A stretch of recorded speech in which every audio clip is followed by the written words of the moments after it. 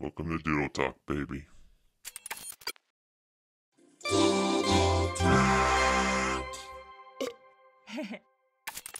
What's up, all you doodles and doodlers out there, you schemers and dreamers, and welcome back to another episode of Doodle Talk. This is episode 25. Woo! We're a quarter right now. We're 25 cents deep. Yeah, how are you guys doing? Hope you're good. Hope you're well. Come on in, have a seat. Get your best pair of slacks on. Get some nice, comfy slippers. Sit back in that chair and let the good times roll, baby. Yeah, I don't know if you noticed in the intro, but I got some new glasses. So the other day, some people gamble, some people have impulse buys on other stuff, and I every now and then I was like, yeah, I saw this, I don't know, they were super cheap online, and I bought 3 pairs of glasses. Because I got these, right? I got these. These are the Harry Potter ones. These are legit the 3D Harry Potter glasses from the Deathly Hallows Part 1, I believe. And I don't know, I've always just messed around with these back when I had like Snapchat and stuff, just for fun. Wearing things like this, it lets you feel like you can be a little bit more silly. It like lets yourself go free a little bit. But I got these other, I know this is what everyone came here for. They just want to see me try on stupid glasses, but check this out. I don't know why. I saw they was like super cheap. It's like $5 online, like $10 for all these glasses. And these ones are crazy. You can't even see. Oh my gosh. They're like kaleidoscopes. Like I literally can't see anything right now. But it looks pretty cool, right? I mean, as far as like stupid funny glasses go. These ones are actually kind of cool. I got these because they kind of have like, they got a little like spring on them and stuff. I was like, oh, that kind of looks like Trigun-y. Little Vash style right there, If I was bold enough, I would wear these out. Maybe to the beach or something. I would wear these if I want to be a little flashy. But yeah, that's what's been going on in the world of my glasses, my silly glasses that I have. If you guys have never tried out a pair of fun little glasses, I highly suggest it. It's really fun. They make great content for intros of podcasts that you might do, and it's just a great way to stay in shape. So yeah, go ahead and get yourself some glasses. Not much else is going on with me. I do have some things. I got another memo sticky note thing. Gonna try and stay more on track this time, even though that was a very nice tangent to go on literally right at the start of the podcast. Some housekeeping stuff, right? So by the time this comes out, hopefully it should be done, is a little Zelda animation, another one that I've been doing for Tears of the Kingdom, the new game that came out, and it's just a quick, short, little looped GIF of Link it's from one of the things like that happens in the games where you get these like flashbacks for these memories that happened, or not, yeah, kind of memories, right? Like these flashbacks that happen that like show you the story, that fills in the gaps of the story that's kind of happened, happening in the past up to the future, or up to the present, and what's probably going to happen in the future. You kind of get to piece everything together. Really cool.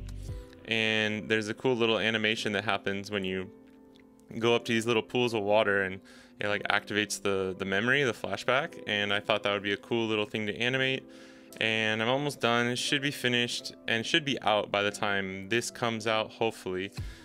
Just assuming nothing goes wrong and I can get everything done on time. And then the other thing is, by the time this comes out, yes, I should have released my other main YouTube video that I've been working on, and that one is the character turn, the model sheet one, and that one is going pretty good. I am almost finished.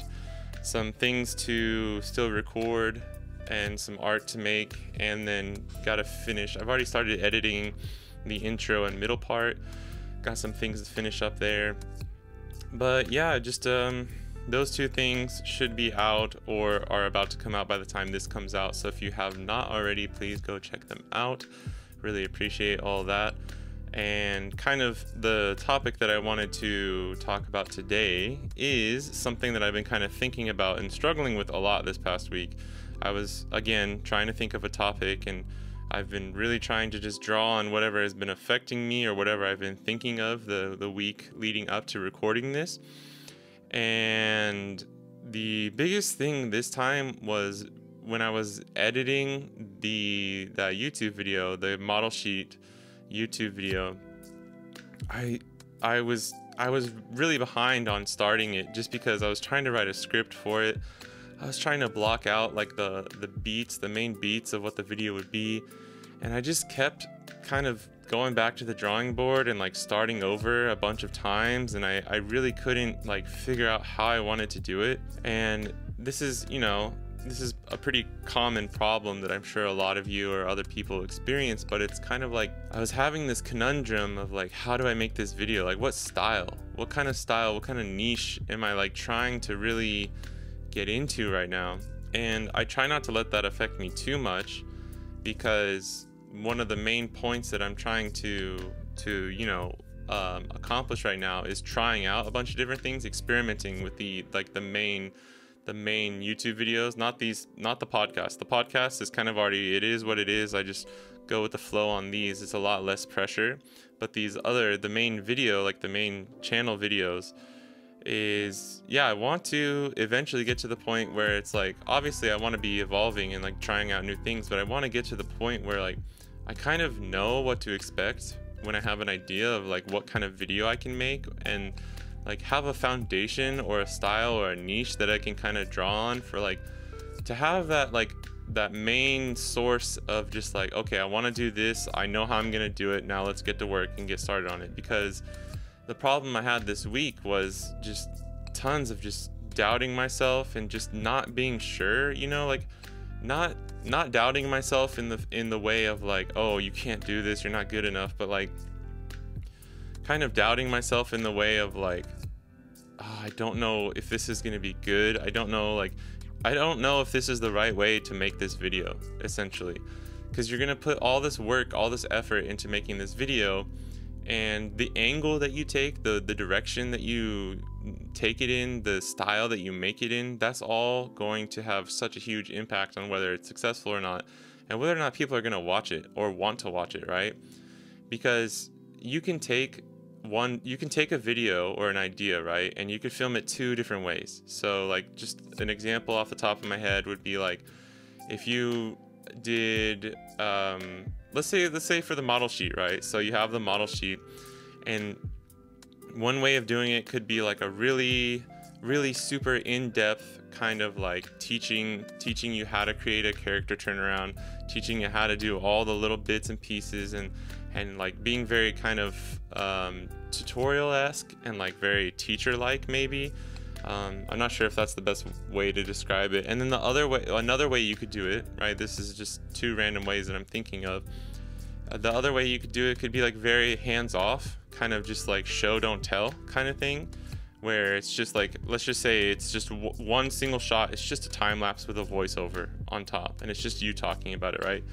Because I've been doing so much research lately on these types of videos and just like art videos and stuff like that, and I'm like, you're seeing a bunch of different ways to do these types of things, right? It helps. It's very good to study these things, but it almost makes it just all the more confusing, because you can watch a video where you're just like, the production quality is like so simple, like not bad.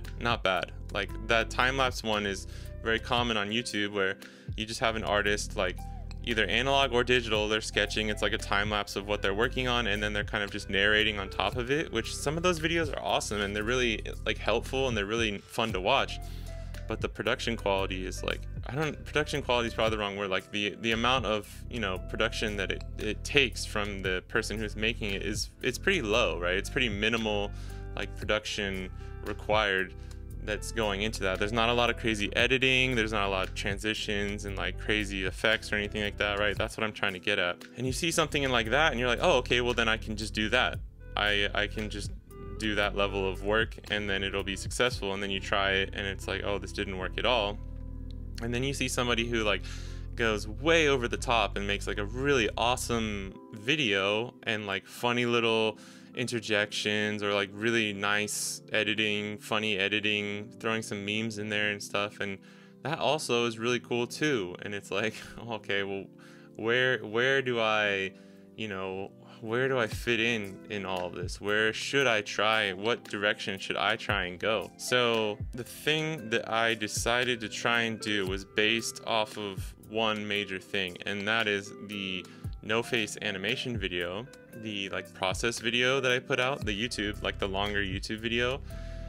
Since that was more of just a like step-by-step process video, I wanted to try, but it was quick. It was like quick and snappy, right?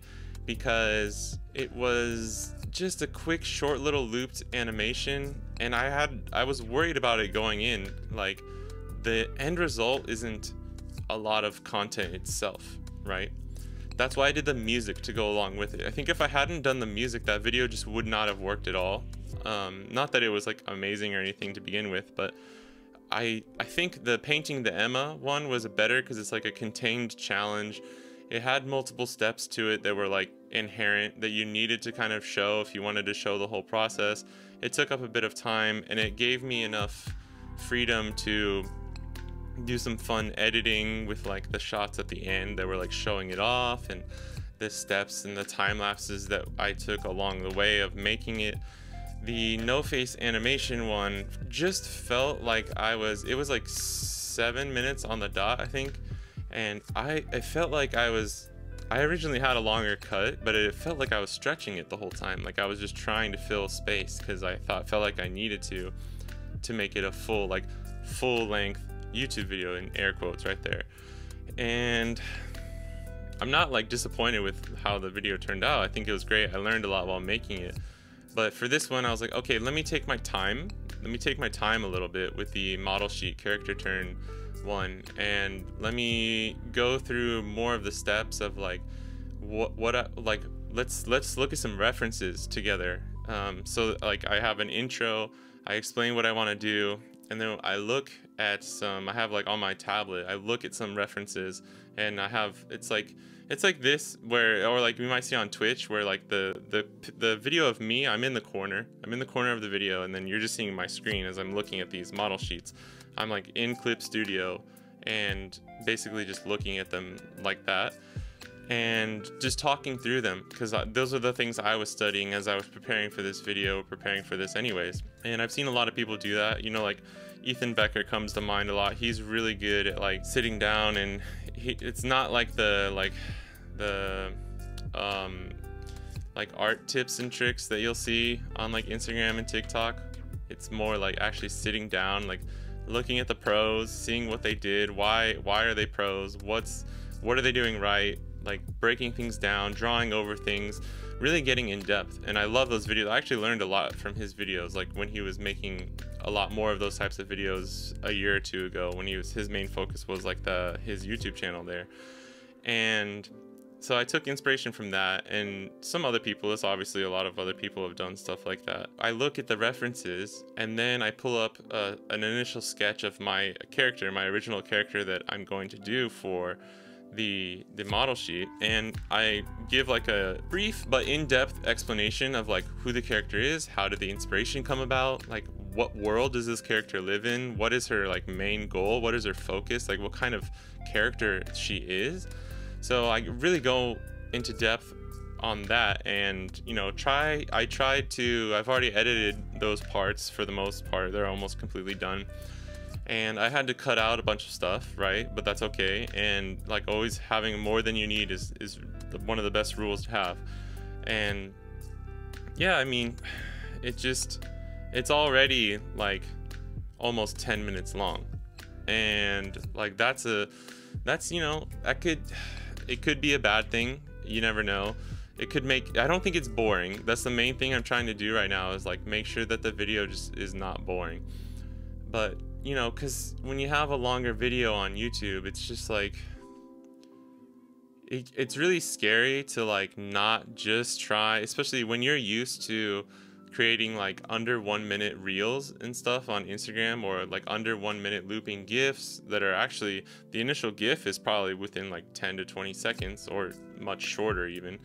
And it's really scary to then like relinquish that kind of constraint that you have when you're making something like that, and really go for it with a slower paced full length, like regular YouTube video. And yeah, the reason that it's scary is because you don't want to just like create something that it's hard, right? This is where the self-doubt comes in, because you're like, okay, if I make a 15 to 20 minute video on how I made my model sheet, hopefully it'll do well, but this could be like super boring to most people, or like if it's not informative enough, or if it's not helpful enough, maybe I should have gone even longer if I wanted to do that, right? Like all these thoughts just start coming into your head, and you really have to just like go for it to a certain extent. This comes back to like what I was saying about just experimenting and trying to find what your style or your niche is, because there's a few ways you can look at it, right? Like, I know I talk about like finding your style and finding your niche, and most of the time it's always in a positive light of like somebody who can really truly find their niche and like, you know, cultivate that following and like, you know, the audience, and have good engagement like I talked about in the last episode. Like that normally is a really good thing, but it's hard when you're struggling to find it. And if it's gonna create a situation where you're like paralyzed and you can't even start creating anything, then it's a negative. Then at that point, which I was basically there this past week or two, because I was like, I had the idea, I had everything there, and I just couldn't like pull the trigger. I rewrote the script like 2 or 3 times. I tried recording something, and the thing that actually broke through, that helped me break through on this, is I was messing around with this like VHS effect, and it's pretty easy to do, especially on Final Cut, and I've messed around with it before on like a few things. But I saw this one tutorial on YouTube that was like actually going into,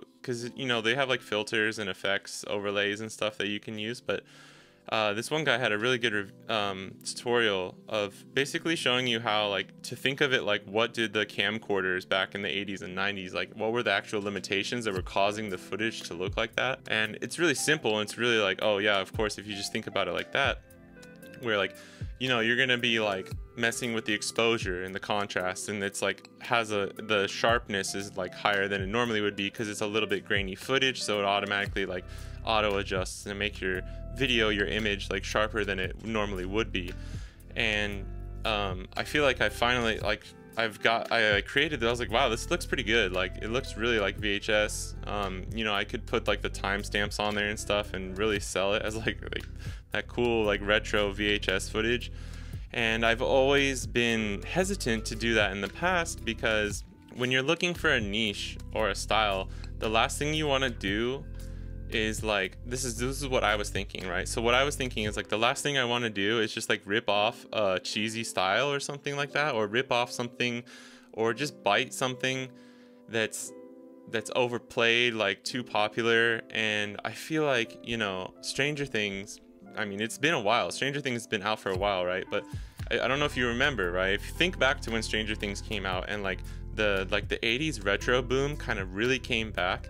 Like especially, I noticed this like kind of correlation between like a lot of like independent creators and like, as in like people who are like creating products and stuff. Like there's a lot of people who are like, the nostalgia boom kind of really came back. You're seeing people like retrofitting like old Game Boys, the purple like atomic purple clear see-through Game Boys, which is like one of the coolest aesthetics of all time.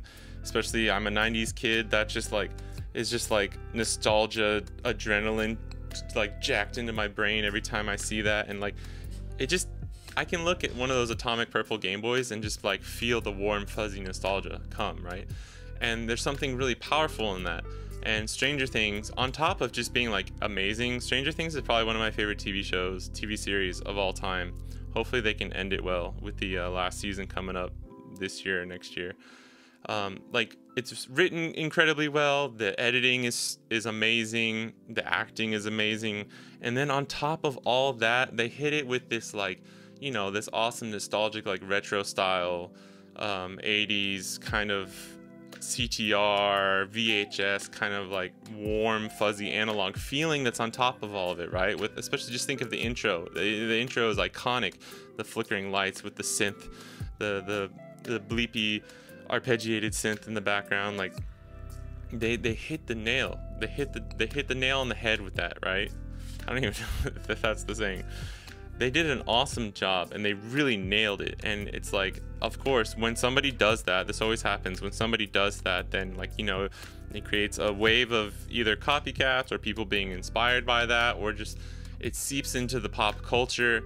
And you know, like retro stuff was huge and still is. It's still, I feel like, still a huge kind of thing, especially like Japanese retro too.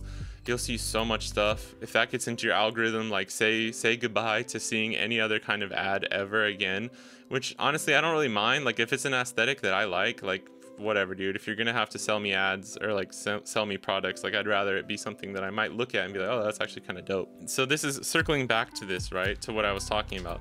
I'm messing around with this VHS effect. I'm literally just doing some tests, and I used an outtake, or like a rough recording of the intro for the model sheet character video as my like test. And I also did this little like welcome to Studio Fidelio, and I made this like little like promo thing, right? And it was a lot of fun making it. Like literally I started making it kind of as a joke, like literally just as a joke of like, I probably won't even post this. And then I liked how it turned out. I even came up with this little like tagline, like a slogan almost, like Studio Fidelio, where dreams come to dream. At first it was like where your dreams come to die or something, was like just a random thought that I had, and I was like, that's terrible, that's a negative message. I don't like, it didn't make, I don't know why, that's literally just something I thought of. And then I was like, let's take that and let's make it positive. And like, what's a positive, what's a cool thing? Because I love dream. Dream is like one of my favorite words. Dream, like the kanji dream, yume, the word in Japanese is like one of my favorite. I don't know why. The kanji looks cool. That's why I like it. I also like when you break down my name, like Sa Mu, one of the kanji for Mu, I use dream. And the one for Sa is like to make. So it's like dream maker. It's cheesy, I know. Some people think it's cool, you know, but I don't like, I'm not going around like writing my name like that or anything, okay? So don't worry, I'm not that much of a crazy weeb. But you know, for whatever reason, dream is just an awesome word that I really like, English and Japanese. So I was like, all right, let's where your dreams come to dream. That's funny. I had just been watching a bunch of Bob Ross videos too, and just seeing that, I was like, damn, like maybe instead of just being self-conscious or thinking like, oh, I can't do this, I shouldn't try this, it's too cheesy or on the nose or whatever, like fuck it, dude, who cares? Just literally, if you think that style is cool, or if you're creating something that you think looks cool by using that style in some kind of way, just fucking do it. Just do it. Just use that style.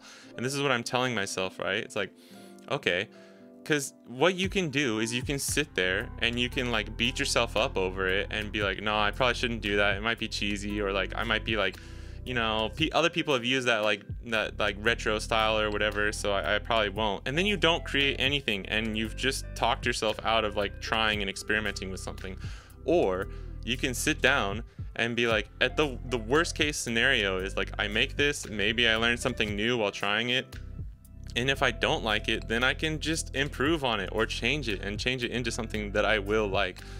So you really have to just get out of your own head and like, don't let the prospect of, I don't know, of it being cheesy, or like, don't let your self-consciousness prevent you from trying something, because you really need to try it, right? So I sit there, I'm like, damn, this like VHS promo video is actually kind of cool. What if I do like, maybe not for the whole video, but what if I do a sort of reoccurring thing with my main videos where I start doing it kind of like Studio Fidelio, and it's like the 80s 90s retro VHS style. And I was like, okay, hold on, all right, let's try this then. So I took the like demo, the voiceover, or the intro rough videos that I shot, and I basically mocked up like an intro for the model sheet video, and I put the VHS filters over it. I changed everything. I even put a little bit of the adjusted the audio. I put like the car radio filter from Final Cut onto the voice, not too much, because you want it to still like be completely audible, and you don't want it it gets annoying if you're sitting there and listening to somebody like the talkies, like the, hey everybody, how you doing, like for 20 minutes, like it's gonna get annoying, right? So you got to be careful, you don't want to overdo it. But I was like, okay, this is kind of cool, and I have this background, right, which is like, I don't know, it's like, I guess it could be kind of retro, it's just like Japanese themed. And I was like, damn, this is cool. And I spent like 2 hours just like messing around with stuff, maybe even longer, just like working out ways to do this intro. And it turned out pretty cool. And now I'm happy with it. And I still don't know exactly how far I want to go, right? Because I haven't decided, like, do I make like Studio Fidelio is like this like retro 80s like studio where you can come in and I'll show you what I'm working on, or I'll show you a tutorial, or I'll show you something. But at least I took a step forward, and at least now I have like something that if I do like how this turns out, I might try this for a couple of videos. And if I do find something that I can like kind of, you know, if I find the shoe that fits and I can kind of stick my toe into the water of like this kind of like, half of it is like kind of comedic, retro style VHS, me talking to the camera, kind of that old school kind of video, and then the other half of it is the original ideas of like art challenges or like process videos or whatever it is that I want to make, whatever I want the video to be about. If I can combine those two things in a way where it doesn't feel like it's too separate, you know, like it might not mesh as well as I want it to. And if that's the case, that's fine, you know, I'll just figure out some other way to do it. But I really like how it's turning out. And so I was like, okay, I mean, look, dude, it's not the end of the world. Just make a couple videos in this style, and who knows, you're probably gonna find the direction that you want to go from doing that. And it's like, I just sat down, I was like, finally, like, fuck, man, like, sat there for like almost 2 weeks, like not getting a lot done, like on that video. I set a deadline for the end of this month for this second video for this month to come out, and it's like the pressure was on. And I'm not gonna lie, like, it sucks when you're just stuck in that kind of slump of just like self-doubt and not knowing what you're gonna do. But then just in one night, the funny thing too is like I was just gonna write some script, like work on the script and start drawing more of like the video part. And instead I was like, you know what, no, hold on, let me just take today. I finished my other work, and I was like, let me just try and record this real quick. I'll do the editing and we'll just like throw something together and see what happens. And I'm like, the next day when I looked at it again, I was like, okay, I'm so glad that I did this, because if I hadn't done that, first of all, I essentially had already created like a mock-up of the intro. Was gonna just have to drag and drop the new video that I shot. So I had already started the editing process, which felt really good. But then on top of that, I was like, if I hadn't done that, I wouldn't have known what direction I wanted to take this video in and what style I wanted it to be in. So I'm so glad that I just tried that. And I think this is the huge thing. And when I talked to Eric Barrows, whenever he came on the podcast, I think it was like episode 10 or 11. One of the things, because I asked him, I was like, what should you do if you're a starting creator? Should you just like try and stick to one thing, or do you experiment and like throw as many things out, and whatever sticks, you know, you kind of go with? And he was like, definitely experiment, try out a bunch of different things, find out what works best, be aware, like study what's working, what's not working. You have to like put the work into that as well. But yes, like don't just get stuck in one way, especially from the start. You have to try a bunch of different things out. And I'm always aware of that. I always tell myself that. But when you don't know what the other thing, what the experimenting is gonna be, that's where you get the hurdle, right? You're like, oh, I want to be open. I want to try different things, but I don't know what that other thing is, right? That's where I got lucky, and I was just like, you know what? Fuck it. I love this kind of like retro look. Let me just like lean into that a little bit more, and we'll see what happens. Who knows? You know, I got the stash now too. I got the stash is back, baby. But yeah, it definitely helps for that aesthetic as well. It's getting kind of hot, so I wanted to shave, but you know, life's too short not to rock a mustache every now and then. But yeah, the main point here that I'm trying to make is like, if I hadn't just gone for it, testing out, doing experiments that was not related to the actual video that I needed to make at all, but just in turn, by experimenting with that style, the retro VHS style, I figured out what I wanted to do for my main focus, right? So if you're stuck in a rut and you don't know what to do, and you know you should be trying different things, you know you should be experimenting with this or that, try to, and easier said than done, I know, trust me, I know, but try to maybe set that aside for like 1 or 2 days and just do something else that's kind of like creatively liberating, and that's gonna kind of like get your juices flowing, the creative juices flowing, and like open up your mind and like just kind of get you feeling nice and on your feet again. And then you might find something that you can grab that and run with it, and then hopefully, if you're lucky, then it applies back to the thing you were trying to focus on before, the project that you had before, and if you apply it to that, and then that becomes better, and then boom, now you got the ball rolling, and you just keep going from there. Like that's the best way, that's the best possible scenario. And you know, sometimes that doesn't work either, and you're stuck in a rut for another week until you just break out of it with whatever, right? But it's like finding these breakthrough moments is kind of the fun part, right? Because if you knew what you wanted to do every single time, if you knew exactly how you were going to do it, I don't think it would be very fun. Everything would be boring, right? So finding your niche, finding your style can be very difficult, and it can be a long process. You may never find your niche or your style, right? But the process of finding it is going to be challenging you creatively and as an artist, no matter what. So you're at least going to be growing from that. And one thing that I did kind of realize is like, if you don't have a strong niche, or if you're always changing like kind of the style or what you're making, there is actually kind of an upside to that. And that is that you're going to be like adapting and changing what you're doing a lot, and you won't be stuck in your ways, and you're probably going to be more inclined to try out new things, try out new styles, new ways of doing things. And that, for the most part, I think in the coming years is going to be a skill that people need to have, is like adapting to not just trends and not just like the hot new thing, but just like adapting to how things are changing in the world, like how artists and, you know, technology, devices, social media, how things change, and you find new outlets, new things, new little niches, new little like pathways that you can go. And the people that are already used to doing that, I think their skill set of being able to adapt and change and become better like at a faster rate, I think those people are going to do really well when that starts to become more apparent. I mean, obviously everything's always ever changing, but it's just something I've been thinking about, where those kinds of people won't have a hard time when it comes to the point of like, oh, okay, now I gotta start from zero, or like I gotta adapt and I gotta change this, or I want to change XYZ and I'll adapt it to this or that, right? So if you can't find your niche, don't worry, it's okay. It's a process, you know, it's a process. It's always constantly evolving.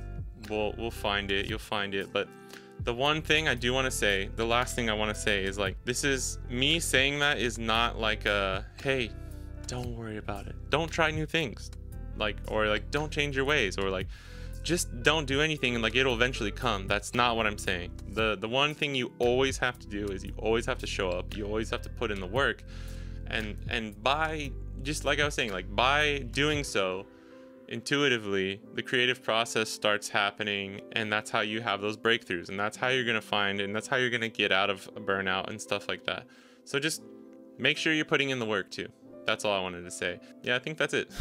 All right, so thanks for watching, guys, and I'll catch you guys in the next one. Peace.